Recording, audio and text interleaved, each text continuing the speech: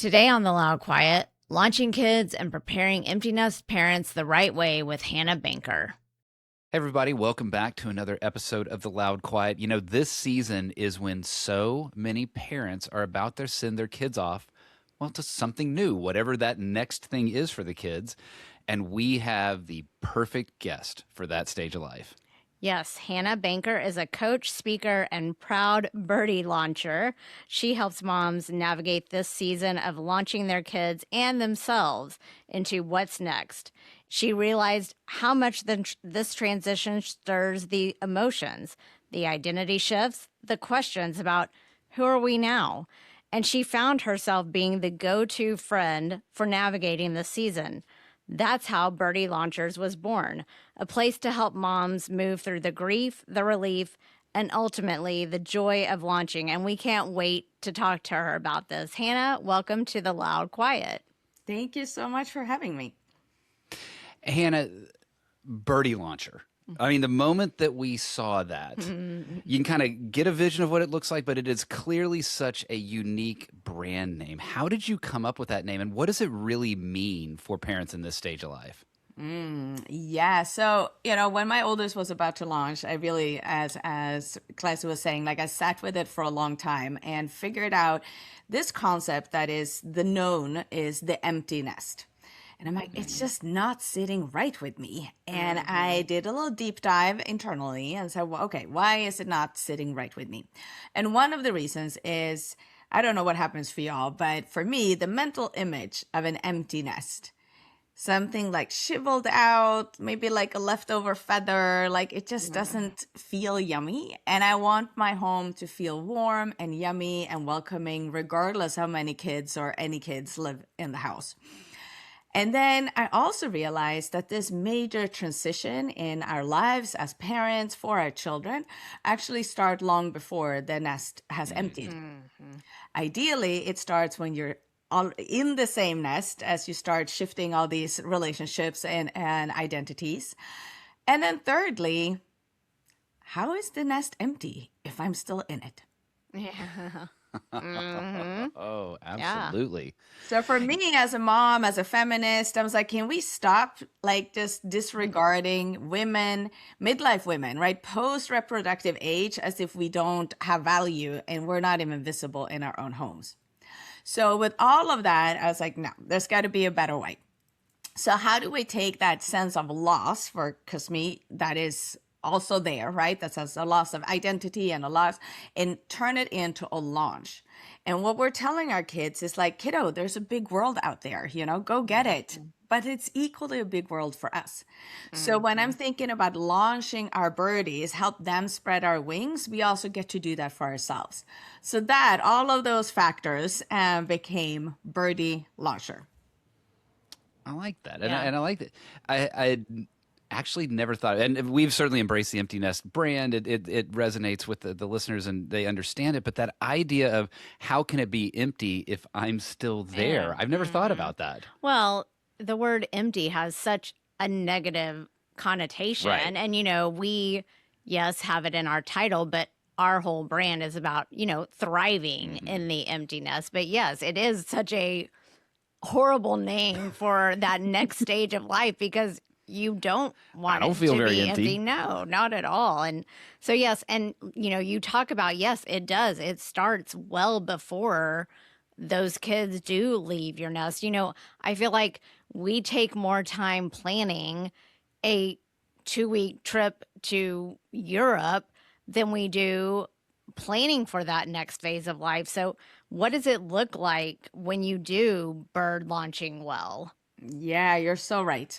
I think the statistic says that only 7% of parents actually plan for this major life transition. And it's one of those that I really think anything worth doing is worth doing well, right? So it requires our time, our attention, and our proactivity.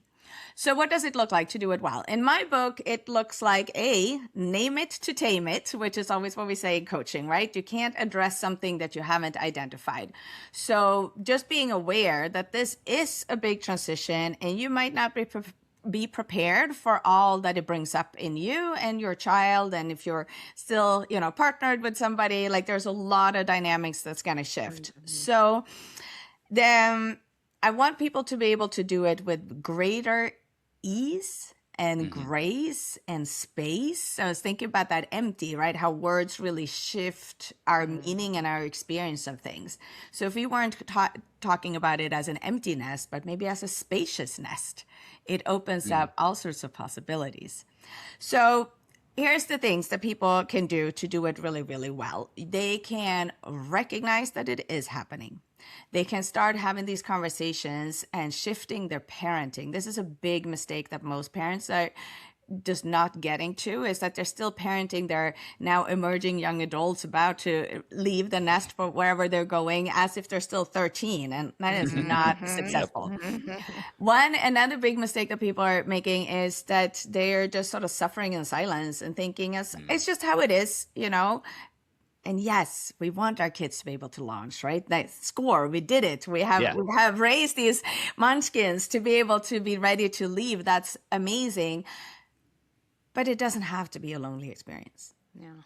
And I think we are so often making it a lonely experience because we don't really have that village anymore. We aren't connected with all these people. So evolving your parenting, planning, being proactive, going at it in community, working with somebody to have that roadmap, it just makes it so much easier. And then you feel confident and competent.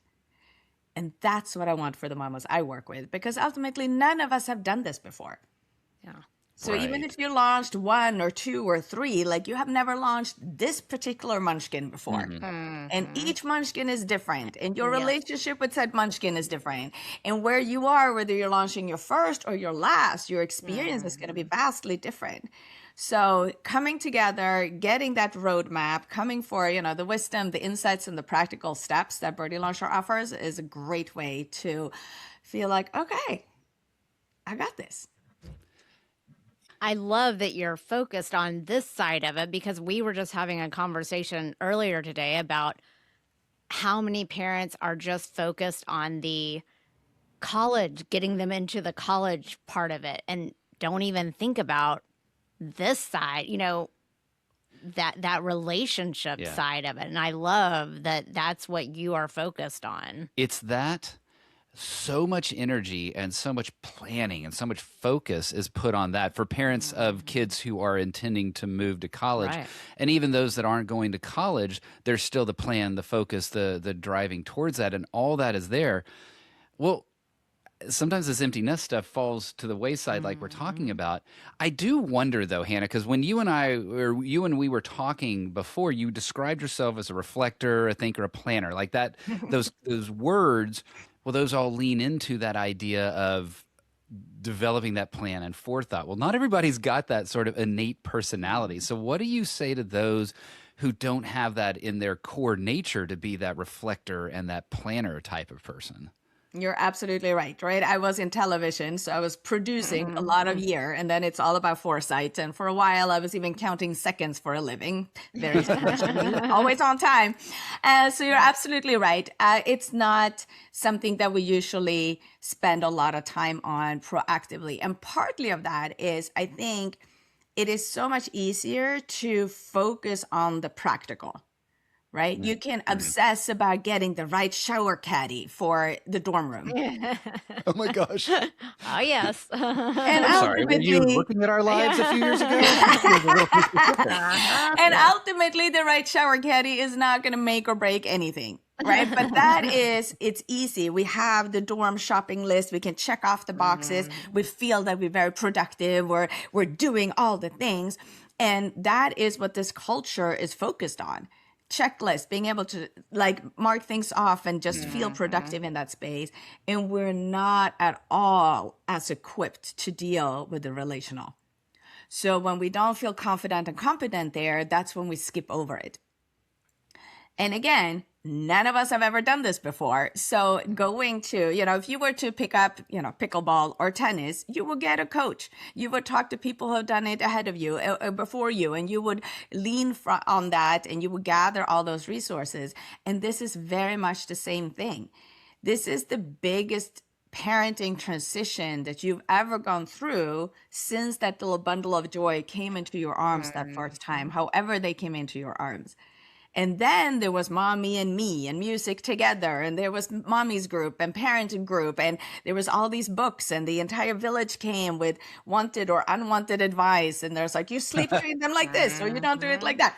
But there was that big enthusiasm and intention and energy coming your way. And you were driving a lot of that because you wanted to be the best parent you possibly could be. And now we need that same thing. So if that's not part of your thought process yet, that's, come to me and I will guide you. And now we're actually talking about it. And I think this is midlife mamas, right? As Gen Xers, we are just talking about things that have not been visible. We're just not the suffering in silence kind of generations, right? We're talking about menopause. We're talking about Birdie Launcher. We're talking about these things because it hugely and greatly impacts us. Yeah, I was thinking back to something you said where you talked about the checklist. And combining that with what you just said about kind of the Gen X generation, both the moms and the dads, we're more involved, we're more willing to discuss the emotions, we're more willing to get into that. I know that me, and Clancy's probably going to laugh, I love my checklists. I love my spreadsheets. We were just today talking about what are the to-do lists that we need to finish before this episode, right? And it's so satisfying and it allows you to move forward like you described. But it's the other stuff that's kind of scary. Like that's the stuff that creates a lot of worry is not knowing that. And we're willing to talk about it, but there's a lot of worry that comes there. Well, and I think you hit it on the head that our group, when we were having our children, that's when the books really started to come out and there were books about everything. And now that we are at the age of the empty nest, there wasn't a lot. And so now we're starting to see, we're doing these podcasts. You're starting programs that, yes, we're searching for that information. And so our age group is starting to put it out there. And yes, the worry as the mom, that worry is there. So how do you help these moms ease their worry? And what are some of the other emotions that are normal in this phase that you're helping these moms get through? You're so right, Clancy. I think what we're doing is that we are building the things that we need, right? If it doesn't exist, but I need it, and I know I'm not the only one needing it, so then we build it because there's a space here, right? Again, not empty, but a space. Right. So as parents, as moms, we are wired to worry. So I'm not ever looking to say, oh, just don't worry about it. Like that, dismissing somebody's experience like that, not helpful, right? Like no woman ever has been like told by somebody to calm down and they're like, okay, let me calm down. Not happening. So to what you're saying, Rick, it's like, yes, the relational, the feelings, the worry, that's the scary stuff. And when we don't feel confident, then we skim over it. We just don't want to go there. But it doesn't mean we can't put those things on the checklist, right? If that helps us get there. What is the conversation I want to have with my child pre them leaving the nest? Okay, put it on the checklist. What is that? How do I do that well? Download one of my conversation guides from my website. So there's these ways and places. So number one, when I work with moms, I validate all the feelings. We're not dismissing them. The feelings are there because feelings are information. They're telling us that something is important and that we need to tend to it. And what comes up in this phase is all the feelings. It is the soup of emotion. We got all of it in there, right? There's the pride and the joy and the excitement. They're ready. They graduated. They're going to take these big steps and we're so elated for them. And we're right. Like, are they actually ready? You know, can they do these Mhm. things? How do I now support them in the best possible way? How do I keep them close when they're far away? Right? My oldest went to college on the other side of the country, 3,000 miles away, 3 hours time zone difference. How do I know that he's okay? How do I make sure that we have established what communication looks and feels like for us? That it's not just centered around him. We're actually co-creating a relationship of mutuality. Yeah. How do I sit with my worry? I usually say parenting is about 80% managing your own anxiety. Yeah. And that I holds like that. true whether you have a temper tantrum 2-year-old at the grocery store or a 22-year-old temper tantrum kid, right? Like, this is what we do. So how do we manage our own anxiety? How do we get better and more skilled at discerning what requires our time and attention and what are we working on letting go?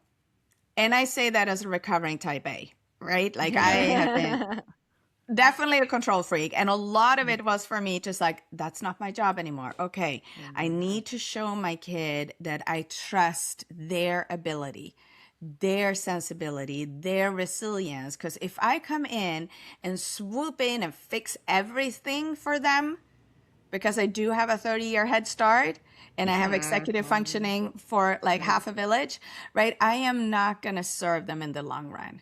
And that means I need to sit and deal with my anxiety when things are not getting done the way I wanted them or on my timeline or the way I would have done it. So there's a lot of that. So we sit with the whole soup of emotion. We sit with the grief. Yeah. Yeah. We're in a culture where we don't do grief particularly well, right? It's like, oh, it's just how it is. That was so 2 weeks ago. Come on, pull yourself up with the bootstraps and move on, chug on. And I'm again like, no. We're going to validate all the feelings. We're going to sit with it because when we don't tend to the grief, it's going to come out sideways. Yeah. And we might get resentful. We might get frustrated. We might actually turn into that old, I think all of us have, somebody in our circle that we know who is that woman who is now that mom who just guilt trips their kids all the time and isn't feeling like they're needed. And then it becomes a self-fulfilling prophecy. They don't want to spend time with me. It's like, no, they don't want to spend time with you because you're actually unpleasant to spend time with. So we don't want to do that. So we want to tend to the grief, like the tears tell us a story. It tells us it's important. We want to deal with the worry. We want to be elated and proud and joyful and all of it and just be able to hold that big container because it's there for a reason.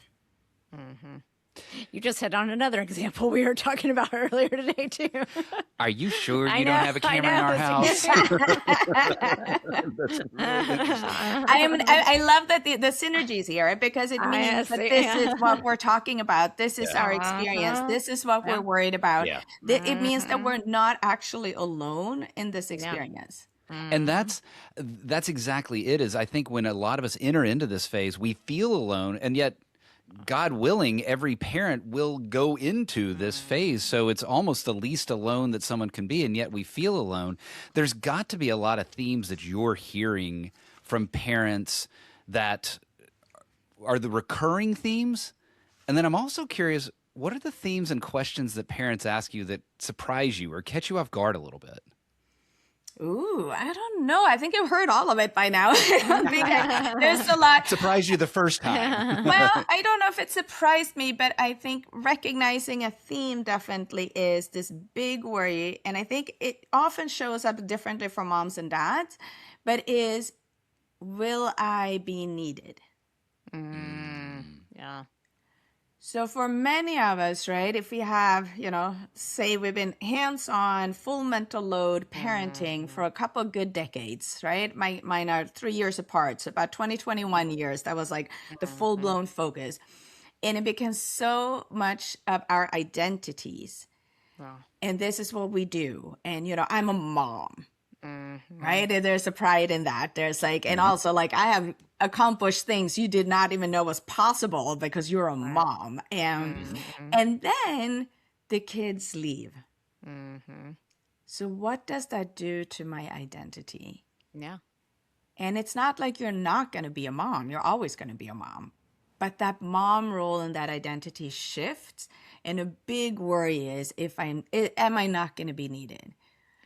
And for all the kids heading off to college, let me just reassure all the parents, college does not parent. No. No. So you No. will be needed, I guarantee you. But it will look and feel different. So if we're not moving, right, evolving as our kids are updating and upgrading their operating systems and becoming these young adults, we need to do the same. So how do you start? Okay, you said you need to start cultivating that relationship, when they're in high school, as they're becoming, young adults, that relationship is starting to change. So what are some things that you can do that, that to change and cultivate that relationship into how it's going to, change into this different relationship so that you make sure that it is going to continue and that, you are still going to be needed in those later years? Yeah, such a good question, right? Because when your kids are not at home and something happens, you want to be that first phone call that they make, should anything go wrong. So that means mutuality, it means trust. So what I recommend people do is sort of junior year, senior year in high school, maybe that's summer, between those 2 years, is really starting identifying which are the different relationships that's going to change. And then how do I want to tend to them? So you have the obvious relationship with your soon-to-be flown bird. That is a big one. Then you have, if you're partnered, right? Are we still romantically connected, or are we just co-parenting this organization called our family? And do I actually still want to be with you if we don't have the kids as the glue? And then if there are any younger siblings in the house, they might have been very comfortable living in the shield of their older sibling and might not at all be particularly interested that the spotlight of parenting is now going to come down extra hard on them or extra sharp on them because the shield is disappearing. And they're like, whoa, whoa, whoa, I didn't ask for any of this. So with a soon-to-be flown bird, what I recommend is that you have a parenting conversation with them. So you invite them, and the way I did it with my kiddos was like, hey, I'm going to give you a gift. And they light up. And I was like, no, it's not an iPad. It's not a new computer. It's a relational gift. Because when we recognize that when the kids leave, for the first time in their lives, they will have agency over the relationship with you as a parent in a way that they've never had before. Right? When you live in the same house, you have dinner together, you see them, for breakfast, you have these touch points, you see what's going on. And when they're no longer here, how do you create that mutuality, that connected relationship? So what I have is a script that helps you guide, because again, you haven't done this before. So it helps to have some guidance of rewriting your job description as a parent together with your kid. For me, it was a big one, was starting handing over adulting. Like, no, I don't make you dentist appointments anymore. No, I don't. Oh, that's a big one. She's in our house again. I actually live in your house. You just don't know it. So all of these things like that is, I want you to be a fully formed world citizen as my child. So that means you need to learn how to, clean up, communicate well, cook, we have some basic stuff, dance if you're in my household, because I like people that dance. So there's these different things that come with, like, what are the things that are now going to be yours? And the beauty when we do this, when we're all still in that same nest, is when they are learning to flex their muscles and they're going to fall on their faces a few times, you're there. And it doesn't have to be something you're trying to tend to 3 states away. So learning to do it. And it's also an amazingly good flex for you, if you're like me, working on that recovering type A and stepping away and counting to 10 and doing a little mini meditation when it's not happening the way I want it to happen or the way I would do it. So we have a few different things, right? Like, okay, so I'm going to shift my parenting because you're going to step up and become this emerging adult. I am always going to be your mom. So that's not shifting. We're always going to have that hierarchy, if you will, but it's going to shift. So how do we want to co-create that relationship together? Am I going to be your advisor? Am I going to be your consultant?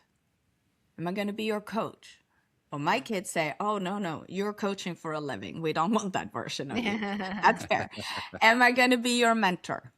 Yes. So in our family, I went from mom to mama mentor, which means that we rewrote my job description.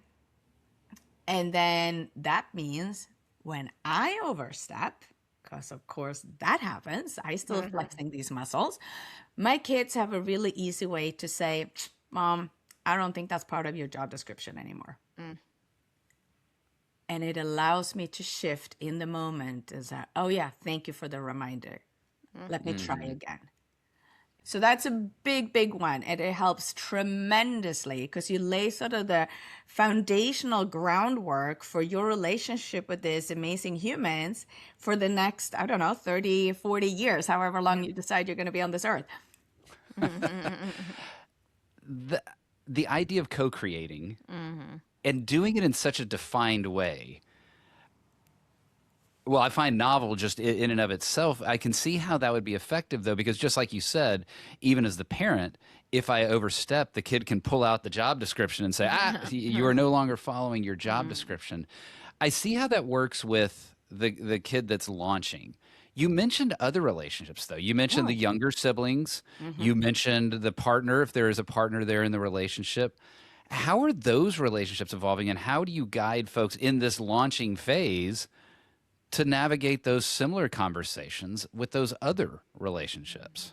Yes, because it's all a system, right? We're a family system. All the social dynamics are feeding off of each other, moving and grooving together. So super crucial to tend to the whole system. So with your partner, if you're a romantic partner, what we do know is that the graying divorce, this is when the kids are leaving, Yes. the chances of you getting a divorce increases by 40% Yeah. in this phase of life. So maybe the relationship has run its course. You picked the best co-parent you could for when you were going to be hands-on parent, and now you are evolving in different ways and choosing to do different things, and you want different things in life. No harm, no foul. Let's just recognize that if that is the case. However, if you want to spend more time with this beloved person of yours, then how are you going to do that? Again, with intention. Because now a lot of the glue, whether all the kids have left or the one and only has left or however many you are launching, is no longer there. How are you having conversation not talking about the kiddos? What are you doing on a Saturday morning when you're not driving to a meet or a game or a recital? What are you doing, right? So again, having just like, okay, let's renew our vows. Let's co-create our next phase of our relationship the way that we want it to look and feel like in this phase of life.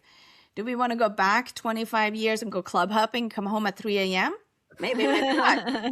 But what other pieces of joy and connection? So I'm huge on rituals.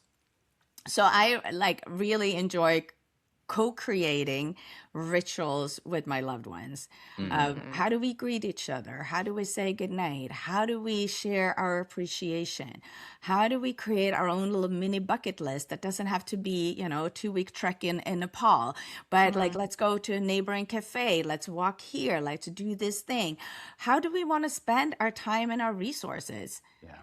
Because, if your kid's going to college is spendy. But in the day-to-day, you're all of a sudden don't need a fridge full of food the same way you did when you have, 3 soccer players living in the house. So how do we do that? What are the things? What are our date nights? What are us? How do we tend to our romantic, connected relationship I think in the States or in the Western world in general, right? It's like the happy ending. It's like the big thing is that they get married and then they live happily ever after. And no, no, no, no, no. Like getting married is the easy part. Working continuously with time, intention, Yeah. focus, um, sometimes financial resources. Like this might be a great time to see a couples therapist. And just like what are we? This might be a great time to go on a couples retreat to just like assess where we are. Esther Perel, I don't know if she's known to you, but she's, you know, a world-renowned couples therapist. And she said she has married 3 times to the same man. Oh. It's always her husband, Jack. But for each these different phases of life, you Right. get to recreate and reimagine what it is we want it to look and feel like. Yeah. So that's the partnered.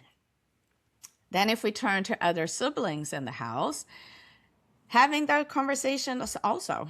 As you can tell, I'm big on communication. I think that's the vital. root Yeah. of like We all talk about happy, that a lot, healthy too. relationships. It's a strong communication ability. So with those kiddos, I would say, all right, your big sibling is leaving. How are you can't guys hide. going to continue and maintain a relationship? Are you Yeah. close? Are you not close? Do you need any support, parental support to maintain that relationship? How does that feel in the house now?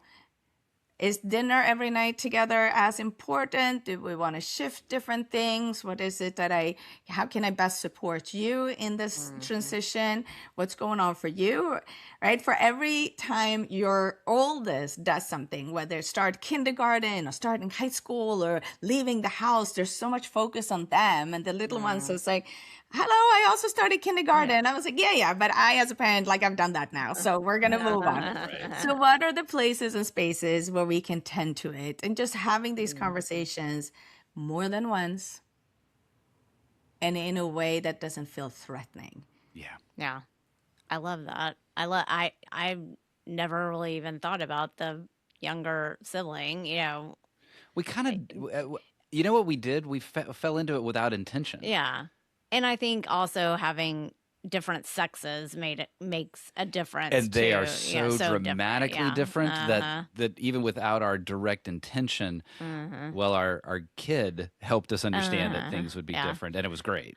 I really think, Hannah, you could be like our third co-host every because you've hit on so We many can get things. you a little stool right You've here. hit on so many things that we Perfect. talk about. Yeah. I mean, each week on our podcast. But yeah, I love it. So, Hannah, tell everyone where they can find you and what you have to offer and all of that. Yes, I'd love to share. So my website is a great place to start. It's Birdie with a Y, so BIRDY launcher.com. And if you go to the tab with parental resources and guides, you can download a bunch of things. Follow me on Instagram, birdielauncher.com, or Birdie Launcher is my handle. And then if you want to sign up for the newsletter, you get weekly little guidance and reminders and cheerings on in this wild ride called parenting. And I work with groups. I work with mamas individually as well, do a bunch of workshops, go out either in person or online to do workshops for high schools, because that's the yummy spots. When you that's start great. when your kid's still in high school, you're ahead of the vast majority. I'm not going to say it's too late if you get to it after, but that is the sweet spot. And this is true Absolutely. whether you're launching your first, your last, or your only. Man, I love that. I love the themes. I heard several themes in there. One is get ahead of it, cheer each other on, be a part of something full of encouragement. Hannah, that has been an absolute delight to learn today. I know Clancy and I have learned a little bit. We're kind of worried that you got a camera in our house, but we'll look into that later. Hannah, we so appreciate you being with us today on The Loud Quiet. Thank you so much, both Rick and Clancy, for having me. I love talking about these things, and it's one of my missions in life to help make it easier and with more space and grace for all the parents going through this major life transition.